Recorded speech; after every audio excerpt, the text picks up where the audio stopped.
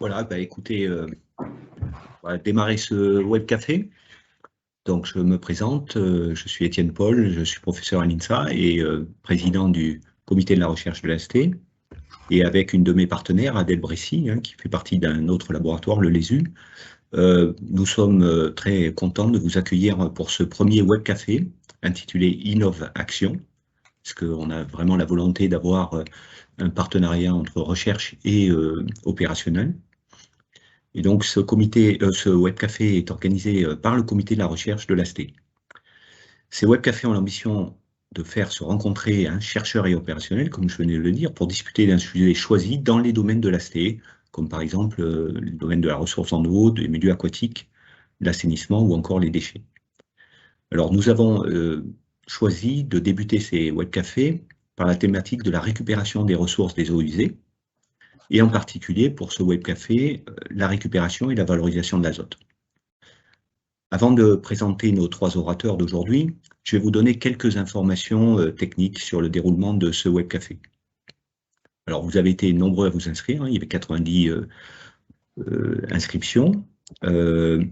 Attention, comme vient de le préciser Pascal Barès, le web café va être enregistré pour être diffusé sur les plateformes de l'AST. Nous vous demandons également d'éteindre micro et caméra. Le web café va durer 1 heure et donc se terminera à 14 heures. Il va s'organiser de la façon suivante. Nous aurons une partie présentation avec les trois intervenants, 2 chercheurs et un opérationnel, puis une partie discussion. Pour animer cette discussion, vous pourrez poser vos questions au travers du chat et uniquement au travers du chat. Voilà, j'en profite pour dire également que les supports seront partagés. Et j'en profite également pour faire un peu de pub pour un autre événement qui est très en lien avec celui-ci. Il s'agit du mardi de l'info de l'AST, avec un titre de ces mardis, collecte sélective des urines, les avancées pour un nouveau paradigme en assainissement. C'est un événement qui aura lieu le 31 janvier 2023 à l'école des ingénieurs de la ville de Paris, de 14 h à 17 h. Et c'est un événement qui est co-organisé par la section territoriale de l'AST Île-de-France et l'association Arceau. Voilà, l'événement est gratuit, ouvert à tous, mais sur inscription. Vous avez toutes les informations dans le chat et vous aurez aussi des informations sur des liens qui concernent le sujet de la valorisation de l'azote dans le chat. Voilà, donc après ces informations pratiques, on peut revenir à notre sujet de la valorisation de l'azote. Donc, quelles problématiques pose l'azote? Pourquoi chercher à le valoriser et comment faire pour y arriver? Voilà, quelques questions qui peuvent être posées. Et pour nous éclairer sur ces questions, nous avons invité 3 experts du domaine, 2 chercheurs et un opérationnel. Nous allons tout d'abord avoir le plaisir d'écouter M. Fabien Esculier, qui est coordonnateur du programme de recherche et action au CAPI et chercheur à l'école des ponts, ParisTech, au laboratoire eau, environnement et système urbain, le LESU. Donc, le titre de sa présentation sera « Préserver les milieux en reconsidérant l'azote comme une ressource ». Nous aurons ensuite l'intervention d'un opérationnel, M. Bilal Afrit, chargé de mission politique de l'eau au SIAP. Sa présentation portera sur les limites que pose l'azote à l'assainissement francilien. Enfin, nous pourrons bénéficier de l'expertise de Mathieu Sperandio, enseignant-chercheur à Toulouse Biotechnology Institute de l'INSA. Mathieu nous parlera de l'évaluation de nouvelles filières d'extraction de l'azote et de valorisation de l'urine dans les systèmes urbains. Voilà, donc présentation de problématiques, de constats et de solutions. Donc on peut passer directement et donner la parole à Monsieur Fabien Esculier. Donc Fabien, la parole est à toi. Merci beaucoup Étienne. Ravi de participer donc à ce web café. Je partage ma présentation que j'espère vous pouvez tous voir correctement. C'est bon? Parfait. Donc, comme l'a dit Étienne, je suis chercheur à l'école des ponts, au laboratoire LESU, et je coordonne le programme OCAPI. Et je vais donc présenter un peu les éléments généraux de cette question de l'azote dans nos eaux usées, de sa possible valorisation, et du fait de l'apercevoir désormais comme une ressource. Alors, il est désormais largement partagé que l'action des sociétés, en particulier industrielles occidentales, participe d'un dérèglement planétaire majeur. On connaît bien les changements climatiques, l'érosion de la biodiversité. On connaît moins bien le fait qu'on considère aussi que les cycles biogéochimiques d'azote et phosphore en bas sur la figure sont considérés comme extrêmement perturbés au niveau planétaire. Cette perturbation est connue par tout un tas de manifestations différentes qui vont de l'eutrophisation des cours d'eau, l'enrichissement en nitrate des nappes, la pollution atmosphérique, etc., etc. Alors, pourquoi est-ce qu'on a tous ces problèmes de circulation d'azote en excès dans les environnements? La raison fondamentale, c'est celle du fait qu'on a un besoin physiologique d'azote. Hein. On ne peut pas vivre si on ne mange pas de l'azote, on mange des protéines. Il nous faut manger à peu près 3,4 kg d'azote par personne et par an, c'est-à-dire 60 grammes de protéines par jour pour être en vie. Et la physiologie du corps humain est telle qu'on excrète aussi 3,4 kg d'azote par personne et par an, majoritairement sous la forme de l'urée dans nos urines, secondairement aussi avec d'autres molécules, et puis dans les matières fécales. Alors, cette base, c'est une base pour toutes les sociétés humaines. Dans ma thèse que j'ai soutenue en 2018, j'ai étudié, et je continue encore aujourd'hui à étudier, les systèmes alimentation-excrétion, c'est-à-dire comment les sociétés humaines s'organisent, se sont organisées et peuvent s'organiser demain, pour gérer ces besoins physiologiques fondamentaux que sont ceux de l'alimentation et de l'excrétion. Alors, un papier qui a été publié en particulier avec Julia Lenoé en 2018 dans le cadre de ma thèse, a porté sur la description des flux d'azote dans le système alimentation-excrétion de l'agglomération parisienne, qui est assez standard dans tout le monde, on va dire, des sociétés industrielles occidentales, et caractérisé actuellement comme non soutenable, comme on l'a vu en termes de ce que ça induit comme conséquence de dépassement des limites planétaires. Alors, pourquoi et comment plus précisément? Si on regarde, donc on a tracé les flux d'azote à l'amont et à l'aval de tous des habitants de l'agglomération parisienne, kilogrammes d'azote par personne et par an. On constate d'abord qu'on mange environ 5 kg d'azote par personne et par an, c'est-à-dire 50% de plus que le besoin physiologique. Hein. On consomme des protéines qui ne sont pas utiles pour la physiologie du corps et qui vont d'ailleurs être, pour ce 50% supplémentaire, excrétées dans nos urines. En amont, les systèmes agricoles sont fondamentalement basés sur l'utilisation d'engrais de synthèse, fabriqués dans des usines suivant le procédé qui s'appelle Haber-Bosch, avec un coefficient multiplicateur très important. L'efficacité globale d'utilisation de l'azote par les systèmes qui nourrissent aujourd'hui les Français est d'environ 25%, ce qui veut dire qu'il faut 20 kg d'azote en entrée. À l'aval, les urines et matières fécales sont très majoritairement envoyées dans des égouts, puis vers des stations de traitement des eaux usées, dans lesquelles les boues ne récupèrent qu'une très faible proportion d'azote, 0,2 dans le cas de Paris, ce qui veut dire 5% de recyclage de l'azote. Alors on constate qu'à l'amont, on a donc une usine qui synthétise de l'urée à partir de méthane fossile, l'usine Haber-Bosch.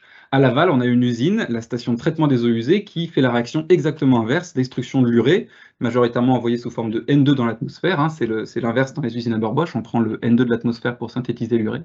Et on utilise aussi du méthane fossile, typiquement du méthanol, pour favoriser cette réaction exactement inverse. Alors voilà, un système qui est donc extrêmement intensif, peu sobre, et qui fait des réactions de synthèse et de destruction très énergivores et émissives de gaz à effet de serre. Et on a bien sûr tout un tas d'émissions d'azote dans l'environnement sous forme d'ammoniac, de N2O, de nitrate dans l'eau, d'ammonium aussi dans l'eau, à l'amont et à l'aval de ce système qui participe de sa non-soutenabilité. Comment s'explique cet état de fait? Vous avez ici sur ce graphique un siècle d'évolution du taux de recyclage de l'azote des excrétas sur l'agglomération parisienne, un travail qui a été réalisé en particulier avec Sabine Barle et qu'on a affiné depuis. Alors, un siècle, c'est à peu près le moment de la création de la GHTM, hein, l'AST, 1905. Qu'est-ce qui se passe au moment où on crée l'AST? Globalement, les excrétas humains sont gérés suivant deux filières. Soit les gens ont accès à des fausses d'aisance, et dans ce cas-là, les matières de vidange sont emmenées dans des usines où on fabrique du sulfate d'ammonium, qui est en particulier exporté en Angleterre à l'époque. Et puis, sinon, on est connecté au tout à l'égout. Et à Paris, il y a donc des champs d'épandage qui amènent ces excrétas sur des sols agricoles. Alors que se passe-t-il ensuite pour expliquer cette baisse? On a d'abord le brevet Haber-Bosch, hein, que la France récupère au traité de Versailles après la Première Guerre mondiale de l'Allemagne et développe l'industrie de synthèse de l'azote, très énergivore, très émissif dans le gaz à effet de serre. On a ensuite l'agglomération qui grandit et l'agriculture qui se détourne de l'utilisation de ces ressources. Et donc finalement, les eaux usées qui deviennent une pollution à détruire ont créé en 1940 la première tranche d'Acher, où on traite le carbone. On développe encore plus pendant les périodes que j'ai coutume d'appeler les 30 désastreuses, l'agriculture intensive sur ressources fossiles. Typiquement, l'usine AZF, azote fertilisant, est approvisionnée avec le gaz de lac à partir de des années 1950. Donc on se détourne encore plus de cette ressource. Et puis l'ensemble des pollutions, qu'elles soient agricoles, urbaines ou industrielles, azotées, induisent la mise en œuvre de 2 directives, ERU et nitrate, pour panser les plaies de toutes ces émissions d'azote. Sur l'Île-de-France, c'est en 2012 qu'on aura la conformité d'ERU du système d'assainissement. Et aujourd'hui, en 2022, on a à la fois une guerre en Ukraine, une inflation des prix qui fait qu'on a plus d'azote dans le gaz de lac, plus de gaz, pardon, dans le gisement de lac, des difficultés d'approvisionnement en azote, en énergie, une inflation globale, et puis des COP qui montrent l'importance de se détourner de systèmes basés sur les énergies fossiles. Et le taux de valorisation de l'azote pendant toute cette durée a baissé puisque les systèmes mis en œuvre n'ont pas permis de récupérer cette ressource préalablement valorisée. Alors, la principale difficulté aujourd'hui, c'est d'engager une transition et, comme toutes les transitions, elle se confronte au verrouillage sociotechnique, c'est-à-dire au fait que l'ensemble de la société, les acteurs, ceux qu'on enseigne à l'école, comment est organisée à la fois la vie publique et privée autour de ces questions, les préférences des individus, ont toutes été façonnées par un siècle de développement dans le système qu'on connaît aujourd'hui. Et en sortir est un des principaux enjeux, bien sûr sur l'azote, mais sur tout un tas d'autres paramètres de nos vies. Je pense en particulier à l'utilisation de ressources fossiles de façon générale. Je mentionne un papier très intéressant qui a analysé les blocages à l'émergence d'alternatives dans le cas des eaux usées en Chine et qui montre très bien qu'il y a eu tout un tas d'acteurs qui n'ont pas favorisé l'émergence d'alternatives dans le contexte chinois à une époque où il n'était pas nécessaire de dupliquer le modèle occidental là-bas. Alors, des raisons de s'intéresser à l'urine humaine dans cette question de l'azote. La première, c'est que si on regarde aujourd'hui la composition des eaux usées, on voit qu'en volume, les excrétas représentent 1%, moins de 1% du volume, mais en quantité de matière, en particulier azotée, la majorité. Et puis, si on regarde l'analyse de cycle de vie de la production d'un kilogramme de blé, suivant 2 scénarios, le premier qui est le conventionnel, c'est-à-dire fertilisation avec engrais Haber-Bosch, et puis envoi des urines après avoir mangé le pain de ce kilogramme de blé dans une station de traitement des eaux usées, versus un scénario très simple de stockage d'urine et d'épandage sur des champs, on voit que l'analyse de cycle de vie est très majoritairement positive, étant donné l'ampleur des impacts du système actuel.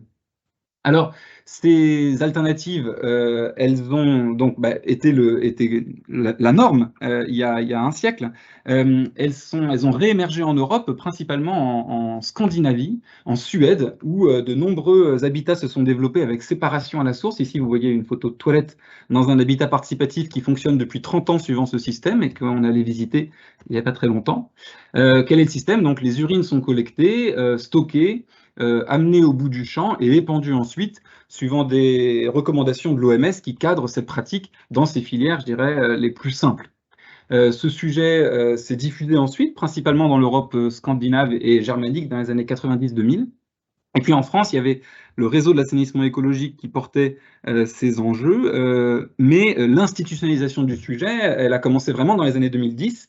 Et il y a en particulier 2 programmes de recherche qui se sont lancés. Alors Mathieu parlera tout à l'heure de la recherche sur Toulouse, et puis donc à Paris, le programme OCAPI, dans lequel nous avons essayé, nous menons depuis 8 ans, une approche systémique tournée vers l'action de la question de la transition de ces systèmes alimentation-excrétion. Il y a beaucoup d'axes de recherche dans le programme OCAPI pour essayer de comprendre par tous les aspects différents ces enjeux et de plus en plus de partenaires autour de cette recherche-action. Alors pour une transition systémique dans la gestion de l'azote, il y a bien sûr des actions au niveau amont qui sont extrêmement pertinentes, en particulier le changement des régimes alimentaires vers des régimes sobres avec moins de protéines ingérées et également une proportion plus importante de protéines végétales, et puis des modifications dans les modes de production alimentaire qui sont développés dans cet article qui montre la possibilité de se nourrir sans engrais de synthèse à l'échelle de toute l'Europe et suivant des préconisations proches de l'agriculture biologique, à la condition d'une valorisation de l'azote des excrétions humaines, condition qui peut être réalisée par tout un tas de ressources que nous mettons en ligne sur le site internet Okapi. Je mentionne ici rapidement un ouvrage fait dans le cadre du groupe de travail Arceau Île-de-France que je co-anime avec Jean-Pierre Tabuchy du SIAP et Marine Legrand sur la séparation à la source. De quoi s'agit-il? 40 pages pour découvrir le sujet. Le projet AgroCapi sur l'utilisation d'urine humaine en agriculture, et puis de nombreuses fiches sur comment collecter l'urine, que penser de la question des micropolluants, comment les usagers de toilettes sèches fonctionnent aujourd'hui en France, etc., etc. La France rattrape aujourd'hui son retard, si on peut ainsi dire, par rapport à l'Europe scandinave et germanique sur la question de la séparation à la source, une dynamique que nous avons analysée dans l'article publié dans TSM l'an dernier, que nous avons approfondi dans un article publié le mois dernier dans Frontiers, qui essaie d'analyser les freins et leviers au développement de la séparation à la source, mais on voit qu'il y a déjà un grand nombre de projets urbains, collectifs, qui sont en fonctionnement en France et un nombre encore plus important qui sont en train d'être construits aujourd'hui.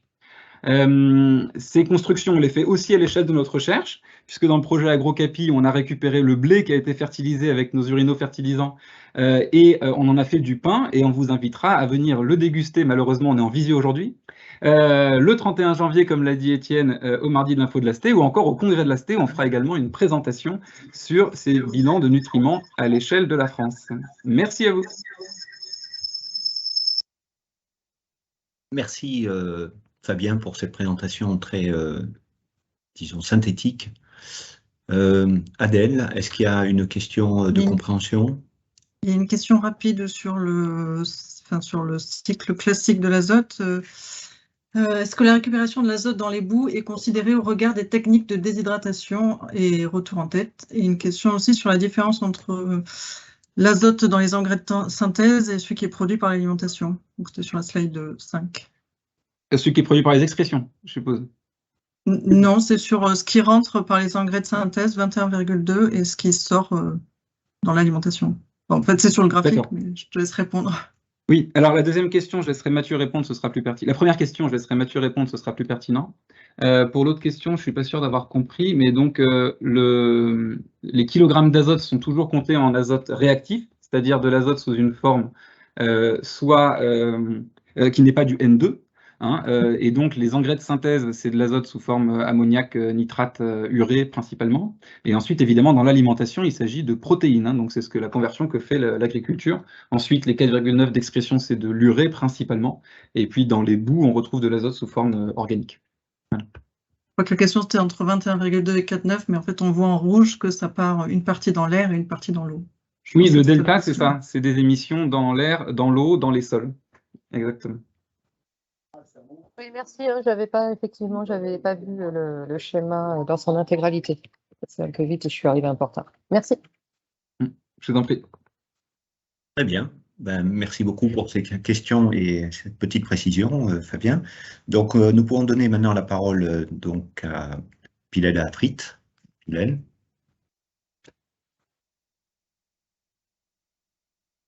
Alors, bonjour à tous. Vous m'entendez? Vous voyez la présentation en plein écran? C'est parfait. Parfait. Eh bien, allez, c'est parti. Donc, bonjour à tous. Merci Fabien pour cette présentation sur les enjeux globaux et un petit peu justement les solutions techniques. Moi, je vais parler un peu d'un point de vue plus opérationnel et plutôt pour les services assainissement et du coup, présenter un petit peu la vision de l'azote pour l'agglomération parisienne. Il y a beaucoup d'informations, désolé, je vais aller vite, un peu comme Fabien d'ailleurs, mais du coup dans le PowerPoint qui sera partagé après, vous aurez aussi pas mal de liens qui permettront aussi de justement échanger un petit peu plus tard sur tous ces sujets. Et après, j'insiste un petit peu, finalement, la séparation à source des urines peut parfois paraître un petit peu difficile. En revanche, aujourd'hui, c'est un petit peu la réponse la plus simple qui existe pour répondre aux grands enjeux cycle azote-phosphore. Et du coup, si évidemment quelqu'un a des solutions plus simples, c'est toujours à prendre. Pour le côté opérationnel, pour mémoire, ici, vous avez les différents schémas directeurs de la zone SIAP. Donc, bon, le SIAP gère les effluents de 9,2 millions d'habitants. Donc, lorsque le SIAP parle d'opérationnel, in fine, ça reste un petit peu, attention, je le dis vite, stratosphérique, ça reste stratégique et prospective. Mais en tout cas, ça pose la question justement de la soutenabilité de l'agglomération parisienne. Et puis voilà, et donc comment faire face à tous ces enjeux en constante évolution, c'est un petit peu l'une des questions aussi que je soulève derrière cette diapo. Ici, vous avez un petit peu les résultats justement des dernières années. Du coup, à gauche, vous avez justement la réduction de l'azote face à l'amélioration justement des process de traitement, etc. Et donc, du coup, à droite, on voit qu'on a atteint le bon état en 2018, justement sur le paramètre NH4 qui était le plus problématique là sur l'azote. L'un des points que je voulais souligner ici, c'est que ça représente en gros 6 milliards d'euros d'investissement du SIAP pour cette amélioration et pour atteindre aujourd'hui le bon état. En revanche, aujourd'hui, le SDA a clairement démontré en fait un petit peu qu'il y a un effet ciseau sur le système d'assainissement entre l'augmentation démographique, la pression en pollution sur le système d'assainissement et la diminution des débits de la Seine, donc d'environ 30% qui vont venir, et donc du coup ça va diminuer la capacité de dilution du milieu récepteur, et donc on sait déjà que les investissements qui ont été faits ne peuvent pas suffire seuls, en tout cas, à maintenir à long terme le bon état de la Seine. Et ça, notamment avec les enjeux un petit peu énergétiques que Fabien a évoqué un petit peu, les réductions de gaz à effet de serre, hein, le SIAP, pour information, c'est raccroché à la SNBC, c'est la stratégie nationale bas carbone, et pour l'assainissement, c'est moins 37% d'ici 2030 et moins 66% d'ici 2050. Concrètement, ça pose quand même vraiment des questions sur le fonctionnement des systèmes d'assainissement. En plus, il y a évidemment toujours les questions financières, etc. et les autres impacts liés au changement climatique, du coup, qui peut y avoir. Donc bref, ce que je voulais soulever ici, c'est que tout le SDA, etc., est quand même très fortement posé sur le paramètre azote, qui est le plus conditionnant pour le système d'assainissement et pour le bon état de la Seine. Et du coup, ces 6 milliards d'euros visaient quand même vraiment l'élimination de l'azote. Comme l'a présenté Fabien, pardon, il y a ces sujets des limites planétaires, et justement, l'un des points que je voulais soulever ici, c'est que l'assainissement a finalement un peu un grand rôle à jouer dans ces différentes limites planétaires, et du coup touche plusieurs limites planétaires. Et donc, du coup, que ça soit le changement climatique avec la production d'énergie, etc., que ça soit la protection des milieux et de la gestion de l'eau, que ça soit évidemment les questions des micropolluants, et puis évidemment le cycle de l'azote et du phosphore. Ne jamais oublier que ça, c'est quand même des données observées. Enfin, typiquement, on retombe aussi sur les sujets un peu climato-sceptiques, etc. Ça, c'est du passé, c'est du estimé aujourd'hui, et du coup, qui prend en compte nos solutions actuelles d'aujourd'hui. Je voulais un petit peu insister là-dessus. Pour la zone SIAP, du coup, ici, vous avez le cycle de l'azote en kilogrammes par an par habitant. Ça rejoint un petit peu Fabien, et d'ailleurs à voir pour les croisements de chiffres, etc.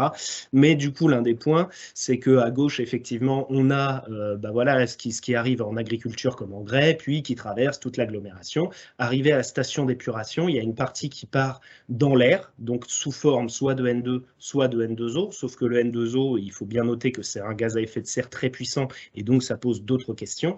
Et puis en bleu, là, on voit ce qui part dans le milieu récepteur et notamment dans la Seine.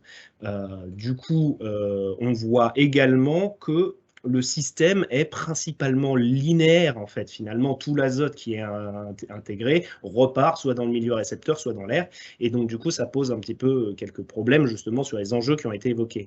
En revanche, du coup, ça repose, tout le système alimentaire, du coup, repose sur une énorme consommation d'énergie au début pour fabriquer, justement, cet azote. Puis, à la station d'épuration, on dépense une énergie incroyable aussi pour essayer d'éliminer cet azote. Et donc, en fait, cette situation ne sera juste pas tenable là avec les contraintes énergétiques qu'on est en train de connaître et lorsqu'on parle justement de sobriété sociétale, etc.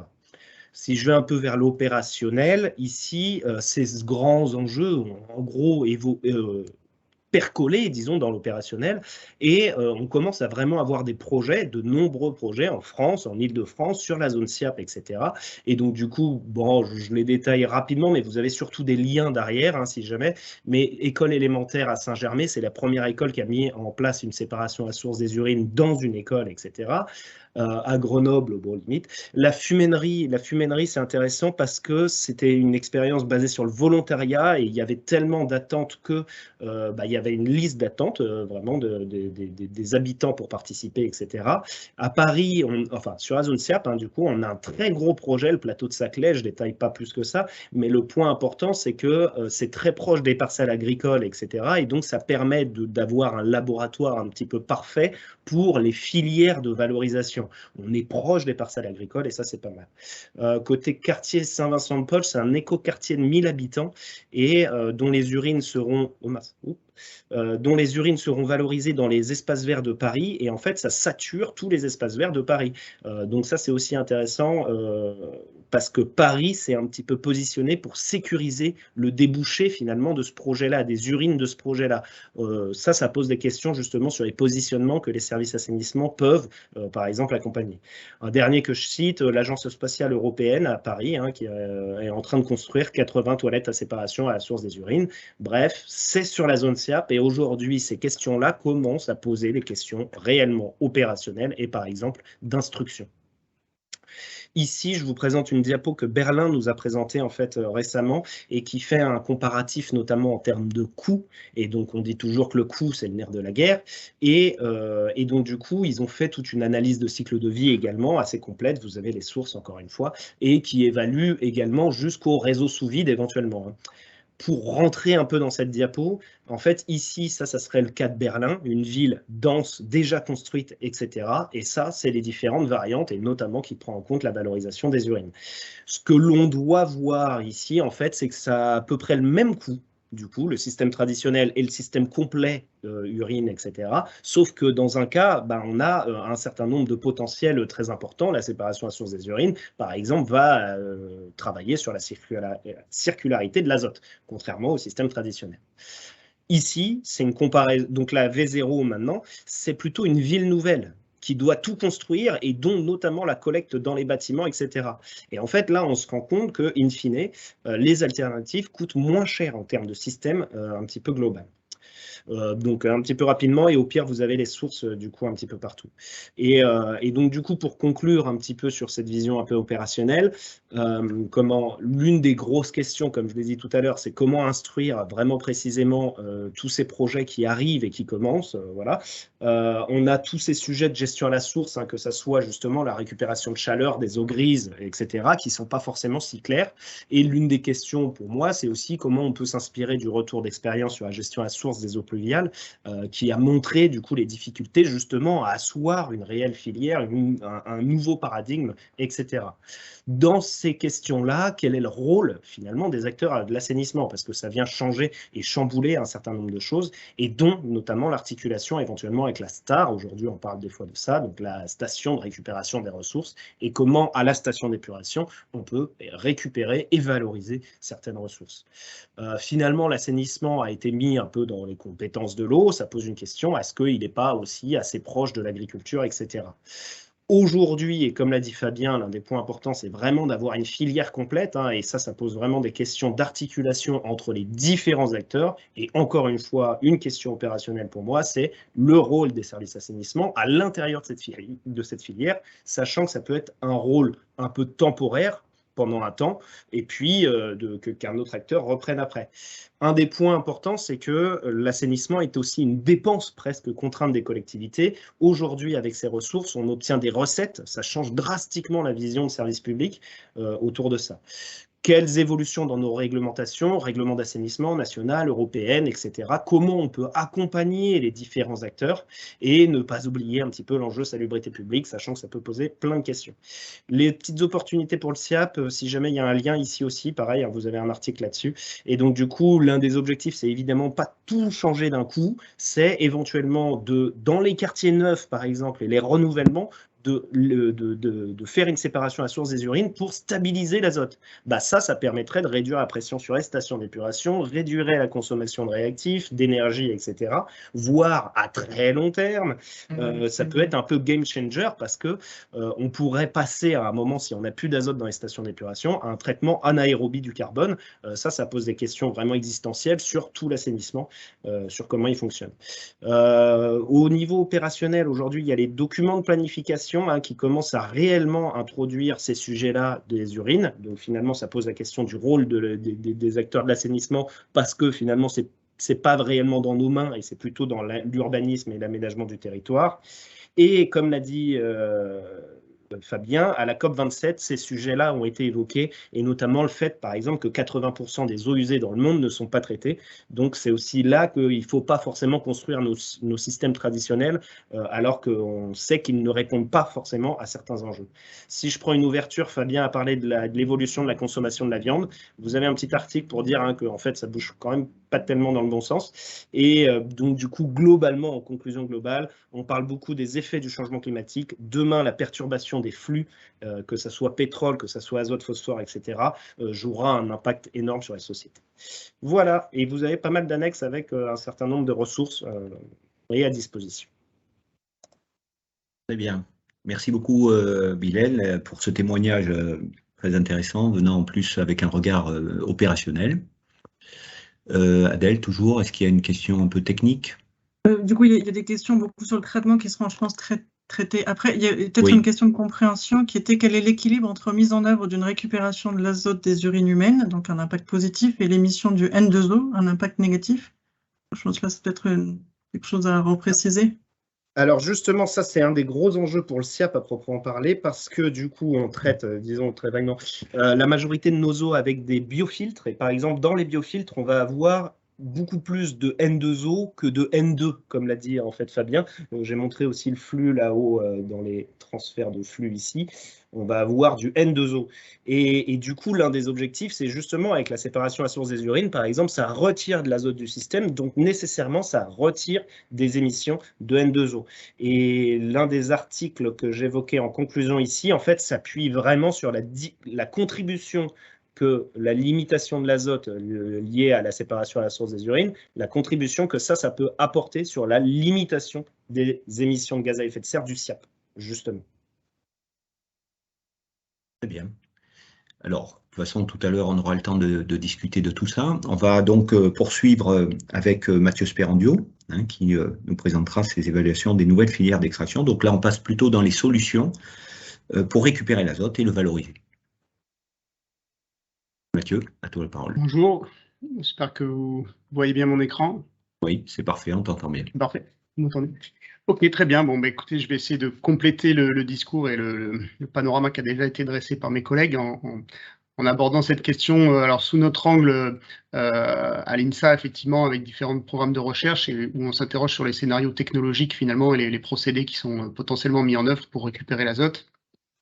Alors, juste ce petit tableau sur lequel je ne vais pas passer trop de temps, mais pour dire que quelques années, des collègues belges avaient étudié la valeur économique qui se trouve dans nos eaux usées, en montrant que l'essentiel de la valeur économique aujourd'hui est surtout dans l'eau. Et quand on étend cette analyse sur les différentes choses qui sont transportées dans l'eau et dans l'eau usée, avec Mathilde Besson, qui a réalisé sa thèse au laboratoire, on peut montrer que finalement, c'est en particulier la récupération de l'azote qui peut permettre de réduire des impacts des émissions de CO2 associées au système d'assainissement. Et comme on l'a dit tout à l'heure, on va le voir, c'est notamment par le fait de remplacer des engrais qui sont produits avec des énergies fossiles, et puis de limiter des émissions de N2O qui sont effectivement impactantes dans les stations d'épuration. Alors, je crois que j'ai vu une question dans le chat qui posait la question, mais qu'en est-il de la récupération de l'azote dans les stations d'épuration? Alors, c'est vrai qu'aujourd'hui, on travaille d'abord sur cette question du traitement de l'azote, du phosphore dans les digestats de méthanisation, que ce soit pour des boues ou pour des méthanisations d'autres types de déchets. Et bien sûr, ça rentre dans cette transformation progressive que la station d'épuration, qui pourrait devenir une station de récupération des ressources. On connaît bien la production de biogaz. On a vu se développer la récupération du phosphore sur les digestats, avec notamment la fabrication de struvite ou d'autres formes de phosphate de fer, par exemple. Mais sur l'azote, on voit quand même que c'est surtout développé le traitement spécifique des surnageants issus du traitement des boues, en particulier par des procédés intensifs de nitrification, notamment nitrification partielle, couplés avec les procédés Anamox, qui certes sont des économies d'énergie, mais sont quand même des procédés qui envoient l'azote dans l'atmosphère, et qui d'ailleurs peuvent émettre aussi des quantités de N2O auxquelles il faut être très très vigilant.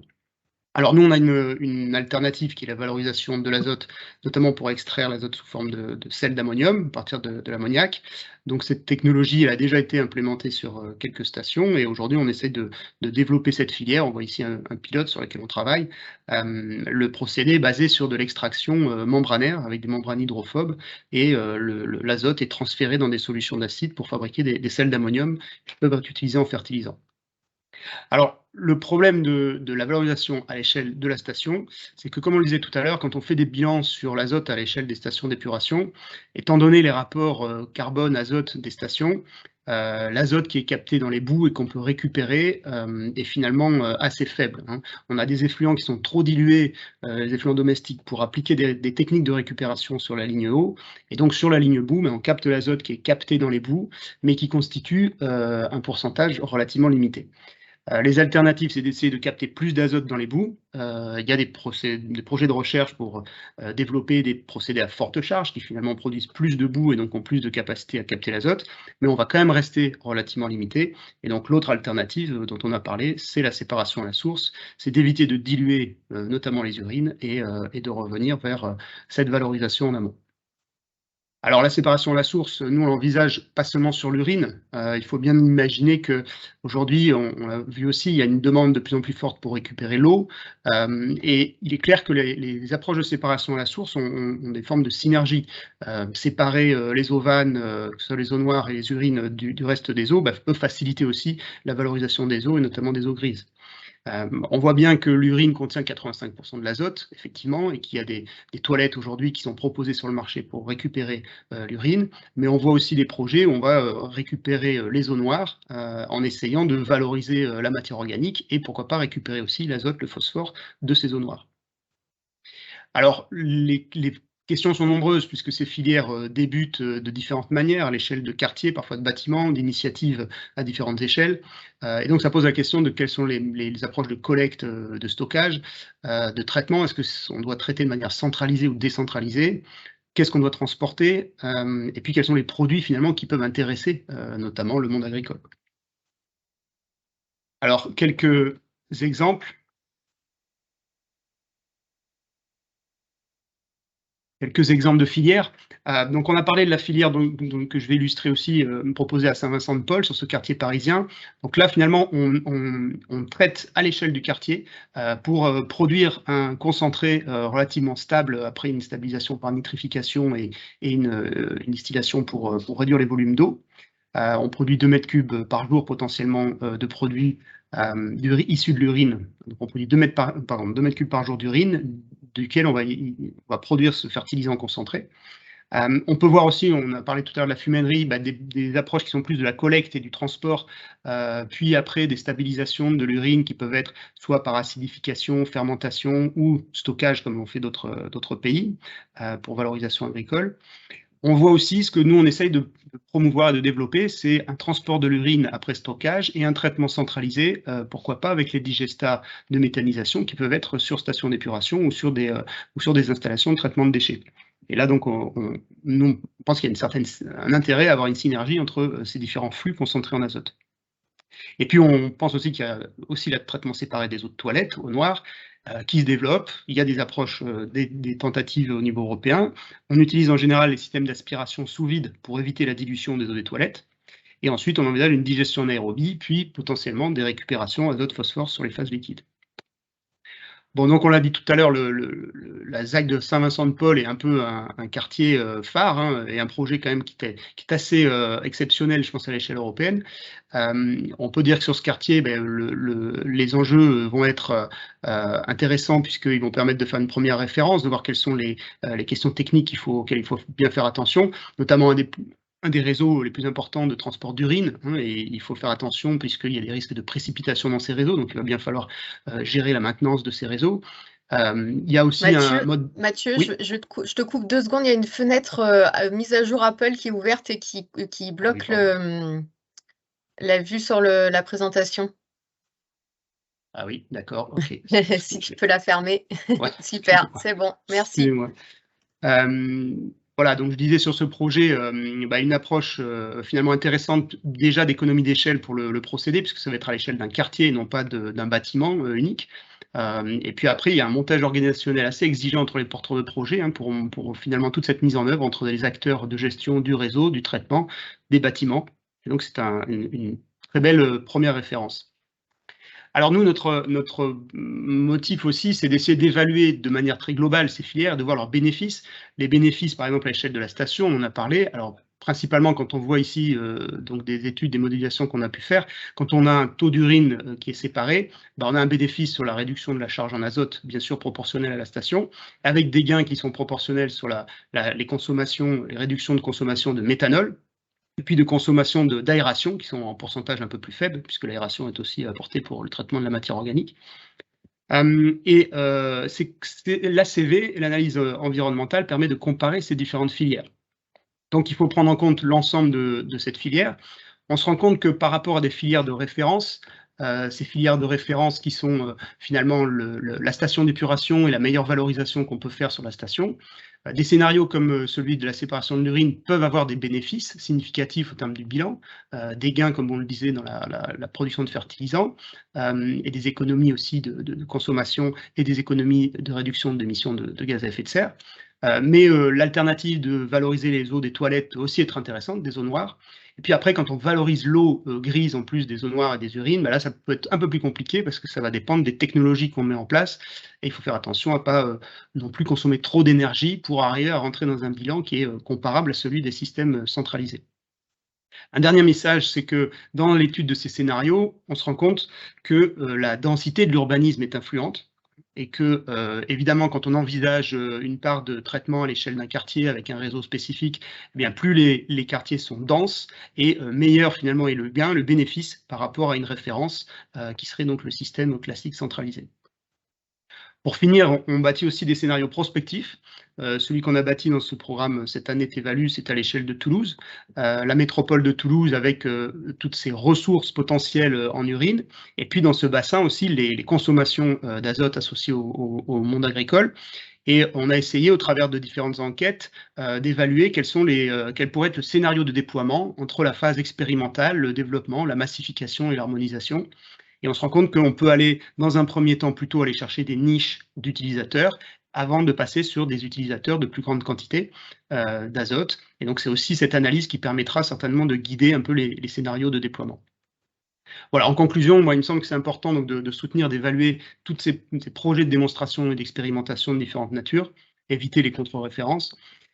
Équiper les stations et les méthanisations qui existent de procédés qui sont capables de récupérer l'azote, puisqu'ils existent, et pouvant intégrer à terme d'autres flux parallèles tels que l'urine. Peut-être aussi beaucoup travailler avec les bâtiments pour qu'on prévoie dans le futur des conduites séparatives, même quand les filières ne sont pas encore installées, parce qu'il faut, je pense, préparer l'avenir.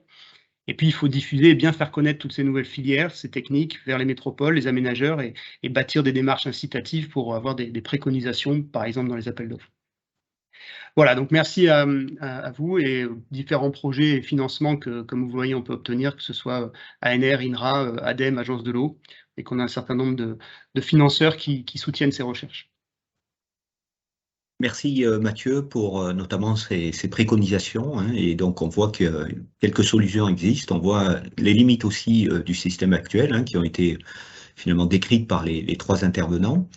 Voilà, donc on peut passer un moment de discussion, pas mal de questions ont été émises dans le chat, donc Adèle, peut-être tu peux commencer. Oui, j'essaie de les classer un peu. Donc les premières questions concernent la collecte et le transport. Il y a eu quelques questions. Comment se fait la collecte et le transport de l'urine? Est-ce qu'il est possible de les traiter in situ, donc par exemple dans un immeuble de bureau? Comment est-ce qu'on peut stabiliser l'urine si on stocke dans un immeuble, par exemple? Et une question plus précise sur ces clés, est-ce que les urines sont valorisées in situ? Est-ce qu'il y a un stockage localement? Et est-ce qu'ensuite c'est du traitement ou du stockage vers les champs? On peut peut-être répondre à plusieurs voies. Fabien Oui. aura aussi peut-être des éléments. Moi, je peux dire que bon, vous avez vu l'exemple de Saint-Vincent-de-Paul. Hein, ça va être un vrai système de transformation qui est développé par l'entreprise Vuna à l'échelle du quartier, mais qui peut être aussi déployé à l'échelle du bâtiment. Hein. Il s'agit donc d'un procédé biologique suivi d'une élimination de l'eau pour arriver à produire ce fertilisant concentré. Et puis il y a d'autres cas où effectivement on va plutôt stocker à l'échelle du bâtiment et envisager une extraction. Dans ce cas-là, il y a des approches de stabilisation qui sont souvent des processus d'acidification pour éviter les problèmes d'odeur de l'ammoniac et si possible même arriver à stopper l'hydrolyse de l'urée, ce qui n'est pas simple quand même. Pas bien si tu veux compléter. Oui, je complète, j'ai mis un petit message pour donner le lien vers le projet AgroCapi dans lequel on a étudié les filières urinofertilisantes. Effectivement, il y a tout un tas d'options à tous les maillons entre l'interface usagée à la toilette, les traitements in situ ou non. Et donc, à chaque fois, un des travaux qu'on a fait dans le projet de design, justement, avec Mathieu, c'est la question de savoir, il faut aujourd'hui, selon les configurations territoriales urbaines et agricoles, estimer quelles sont les meilleures façons de gérer les excréta humains en particulier. Pour répondre à la question sur Saclay, donc là plus précisément, hein, ce qui se passe en ce moment sur le plateau de Saclay, c'est donc il y a un bâtiment qui est le bâtiment dans lequel se situe le restaurant d'AgroParisTech, où les étages supérieurs seront dans les semaines à venir, les mois à venir, occupés par des entreprises. Les urinoirs donc secs masculins de ces étages sont liés à une cuve de stockage au sous-sol du bâtiment. Et cette cuve est prévue d'être vidangée par l'agriculteur qui est voisin, et donc ira fertiliser une parcelle qui est située à quelques centaines de mètres du bâtiment. Ça, c'est la petite filière, la première petite filière qui est en train d'être mise en place à Saclay.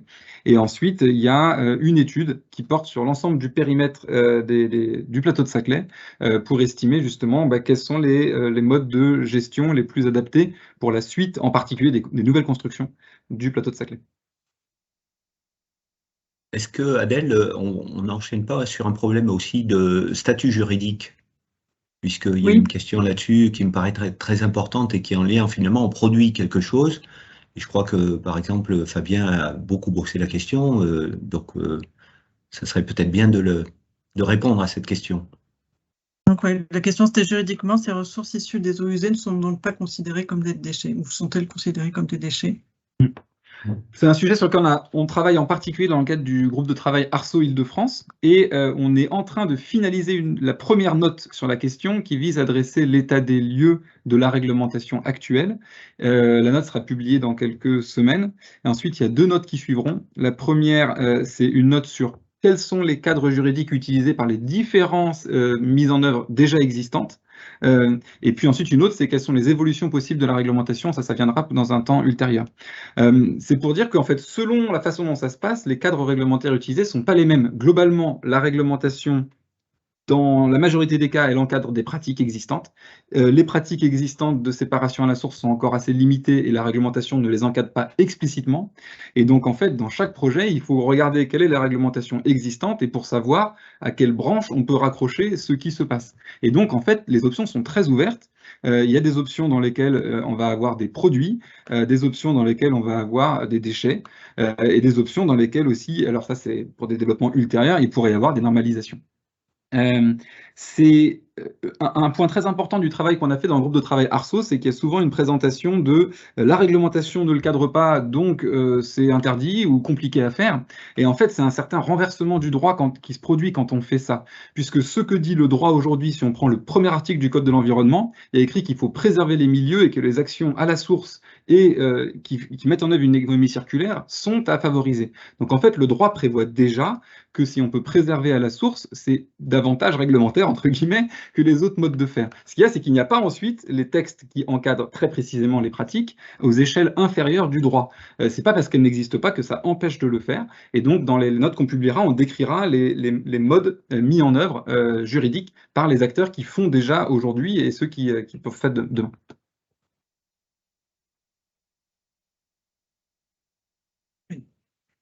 Adèle, je te laisse poursuivre. Oui. Du coup, peut-être des questions sur l'épandage. Il y a des questions sur les micropolluants, évidemment, qui n'a été pas encore beaucoup évoquées, et des questions un peu concrètes. Est-ce que ce qui est séparé dans les toilettes sèches, par exemple, peut être intégré à des plans d'épandage des bouts de station d'épuration? Et est-ce qu'il est nécessaire de séparer les urines humaines des urines d'origine animale? C'est un peu des questions sur l'épandage. À voir, hein, du coup, bon, je prends peut-être un peu la main là-dessus, mais du coup, ça fait partie un petit peu des sujets injonctions contradictoires que j'évoquais, notamment sur ces sujets de réglementation. In fine, disons, il y a des toutes petites tendances, allez, pour justement ces sujets de valorisation, azote, phosphore, etc. Donc, en fait, qui nous poussent éventuellement à l'épandage, en fait. Du coup, normalement, il y a un petit peu ça d'un point de vue historique. En revanche, effectivement, avec les nouvelles réglementations qui s'accentuent, dont notamment, par exemple, la partie socle commun pour ceux qui sont dans les services assainissement, en fait, et bah, du coup, ça remet en cause, justement, en partie l'épandage. Et c'est là que, entre guillemets, pour répondre à un certain nombre de sujets, et ben, on est obligé éventuellement de changer de système. En fait, finalement, on ne peut pas avoir un système qui puisse répondre à toutes ces injonctions contradictoires. Et ça touche le sujet des micropolluants, etc. Et c'est là aussi, sait-on jamais, parce que ça, c'est une ouverture vers la DRU, la révision de la DRU qui est en cours, mais qu'on peut avoir un game changer, encore une fois, un gros changement grâce à un retrait à la source de l'azote. C'est-à-dire que si on a retiré cet azote initialement, bah, finalement, dans les boues d'épuration, on n'a pas forcément cet enjeu de récupération de l'azote et du phosphore à avoir du coup, mais en tout cas, par exemple, partir en incinération, là pour les boues, bah, en tout cas, serait moins contradictoire par rapport à la situation d'aujourd'hui où on doit absolument réussir à valoriser et avancer sur l'azote et phosphore. Bref, ce que je veux dire par là, c'est aussi le fait que la réglementation dans son état actuel n'adresse pas forcément réellement certains grands enjeux et ne crée pas forcément l'articulation qui est très difficile finalement à créer pour qu'on réussisse réellement à progresser. Est-ce que vous voulez Fabien, tu veux discuter des micropolluants? Oui, j'ai mis un lien vers une note pour aller plus loin. En un mot, le sujet micropolluant, pour l'instant, donc dans les eaux usées, c'est un sujet qui n'est pas traité par ce qui existe comme installation. Hein, donc, les micropolluants, en particulier médicamenteux, pour ceux qui relèvent des urines matières fécales humaines, sont dégradés partiellement en station de traitement, vont soit dans l'eau, soit dans les boues pour le reste, et vont donc déjà aussi sur les champs par ce biais-là. Le seul document de cadre qui existe au niveau international, c'est l'OMS, l'Organisation mondiale de la santé, qui considère que, vu qu'il n'y a pas eu d'études décrivant des effets négatifs de la présence de ces résidus médicamenteux quand on épand de l'urine typiquement simplement stockée, l'OMS considère que, eu égard aux pratiques que je viens de parler de gestion de ces médicaments aujourd'hui, enfin de ces résidus médicamenteux, eu égard à l'épandage d'urine et matières fécales animales qui contiennent en particulier sur les antibiotiques beaucoup plus de médicaments que les urines humaines, l'OMS considère que on peut épandre après simple stockage des urines. Pour autant, quitte à les séparer, ça peut être aussi une manière de mieux gérer cette question.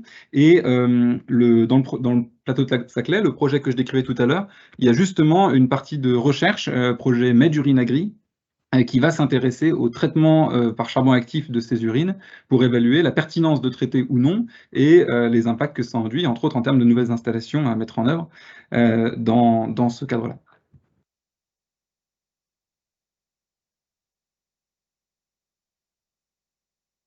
Il reste pas mal de questions. Des questions sur les traitements. Est-ce qu'on peut récupérer l'azote sur les ovins sans séparation de l'urine pour ne pas toucher aux toilettes qui sont dans le domaine privé? Alors,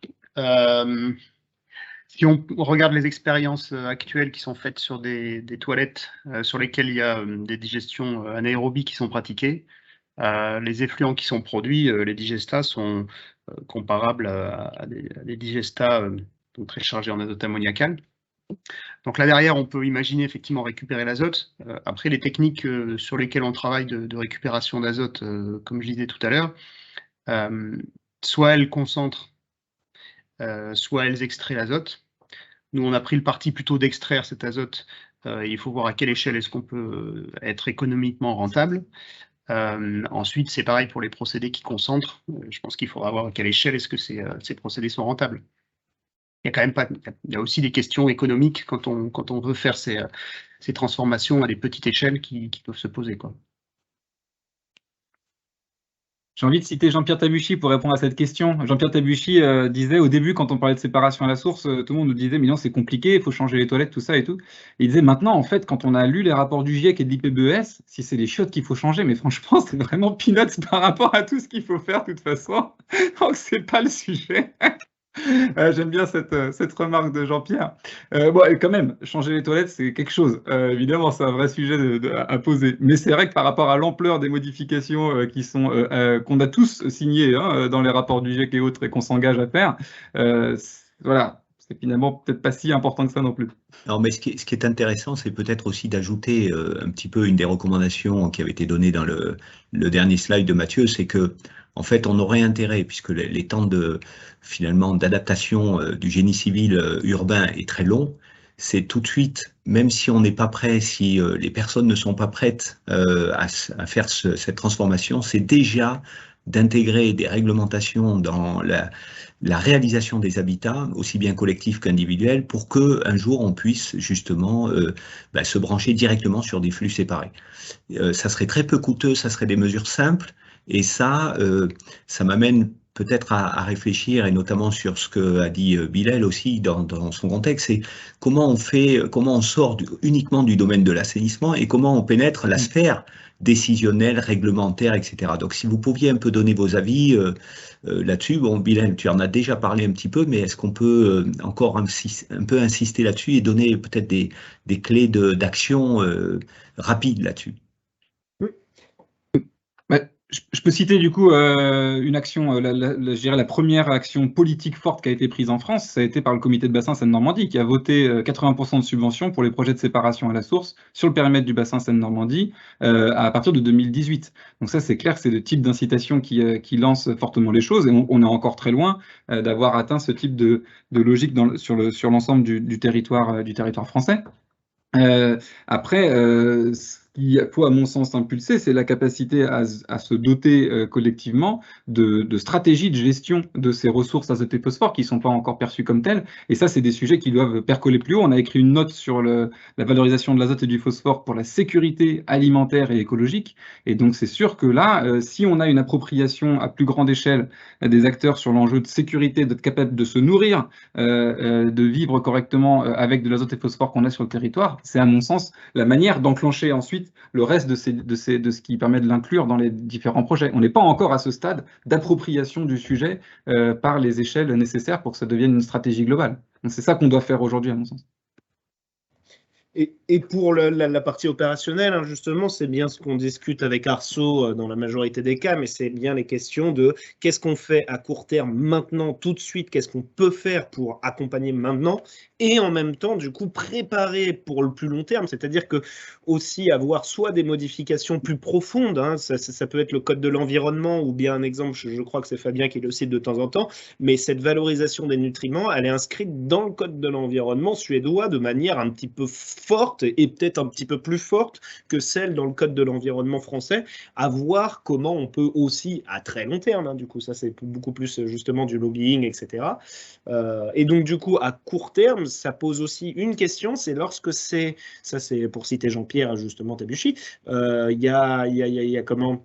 S'il y a des projets de séparation à source des urines, in fine, ils vont quand même être dans notre zone collective, ils vont quand même payer la redevance assainissement. À la fin, est-ce que c'est totalement légitime qu'ils payent cette redevance assainissement? Est-ce qu'on peut l'affecter à quelque chose d'autre, à l'accompagnement, etc. On parle toujours, justement, le nerf de la guerre, c'est le financement, et aujourd'hui, on a des contextes, in fine, où comment dire, ça coûterait moins cher de faire la bonne solution. En fait, c'est quand même dramatique de continuer à faire quelque chose que l'on sait ne pas être pertinent. Ça, c'est un petit peu incroyable. Et donc là, du coup, soit à court terme, par exemple, comment nos services assainissement ne bloquent pas, c'est-à-dire que ça ne soit pas notre règlement d'assainissement sur lequel peut-être on a la main et qu'on peut changer très rapidement et qui permettrait au moins aux acteurs de sans capacité, encore une fois, hein, c'est eux qui deviennent acteurs réellement de l'assainissement. D'ailleurs, le SIAP essayait de lancer une politique à un moment, mais qui était l'usager co-acteur de l'assainissement. Et en fait, on rentre aussi dans ces sujets-là. Et en revanche, à plus long terme et de manière plus stratégique et plus globale, par exemple pour le SIAP, il y a la question de, on échange avec Berlin et Amsterdam. qui sont aussi 2 autres capitales. Donc, du coup, en fait, 3 capitales qui se positionnent sur de tels sujets, etc., avec des backups techniques. Hein, c'est-à-dire que, pareil, il faut avoir suffisamment d'informations pour avoir suffisamment d'assurance dans un lobbying assez fort, etc. Et ça, c'est pas forcément toujours acquis. Donc là, je trouve que justement, ça commence à s'organiser de manière assez spectaculaire. Et donc, du coup, justement, les ressources disponibles, enfin, les ressources sont disponibles, les démonstrations sont faites. Maintenant, il faut, en tout cas pour les services assainissement, que ça puisse rentrer dans l'opérationnel, que ça soit à très court terme, modifier un règlement d'assainissement, ou B, à plus long terme d'un point de vue stratégique et inscription dans des politiques à 2050, 2100, d'aménagement ou autres, etc. Et qui ne dépendent pas forcément que du service assainissement, évidemment. Du coup. Très bien. Bon, écoutez, nous arrivons au terme de ce web café. Donc, je vois que les discussions étaient extrêmement intéressantes. Je vois dans le chat que les gens ont fortement participé et se questionnent beaucoup. Donc, c'est une histoire qui va durer. On aura certainement d'autres épisodes et on pourra juger de l'avancement et de l'impact finalement de nos 3 mousquetaires là qui ont vraiment brillé par leur concision et leur clarté. Voilà, donc merci à tous les 3. Merci aussi à Adèle, Pascal et tout le personnel de l'ASTE qui nous a aidés à gérer tout ça. Merci à tous les ceux qui se sont joints à nous et ont apporté leur contribution via les questions. Ça a été vraiment un plaisir de voir un petit peu l'intérêt que vous portez. Je dois dire que la notion de web café de l'ASTE, donc les web cafés Innovation, c'est une première et donc on va poursuivre cette aventure en faisant à peu près une fréquence de 1 tous les 3-4 mois. Voilà, on espère vous voir régulièrement à ces web cafés. Voilà, donc merci donc à tous et puis à très bientôt. Merci à tous. Merci. Merci. Bonne journée à tous.